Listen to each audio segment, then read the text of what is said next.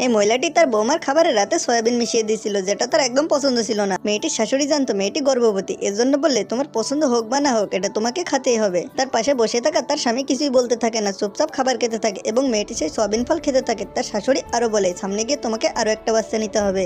মেয়েটির শাশুড়ি আরো বলে তাকে চাকরি ছেড়ে দিতে এবং বাড়িতে বসে তার স্বামী এবং সন্তানের দেখভাল করতে। আসলে মেয়েটি যেদিন থেকে এই বাড়িতে এসেছিল তার শাশুড়ি তাকে ভালো খেতে দিত না এবং তার স্বামী এবং ছেলেকে ভালো খেতে দিত। যখন সবাই খাবার টেবিলে বসতো তখন শাশুড়ি তার ছেলেকে তার পছন্দের খাবার দিত, কিন্তু তার বৌমাকে অন্য একটা খাবার দিয়ে বসিয়ে দিত। প্রতিদিন সকালে মেয়েটি সকলের জন্য নাস্তা তৈরি করতো, কিন্তু যখনই সে তার পছন্দের খাবারটি খেতে যেত সবাই তাকে তাকে থাকতো। খাওয়া দাওয়া করার পর সকলের জন্য মেয়েটি ফল কেটে আনতো এবং সেই সব প্লেট এবং বর্তন সব সে মেয়েটি ধুত, কিন্তু তার স্বামী এগুলো দেখেও তাকে না দেখার ভান করে থাকতো।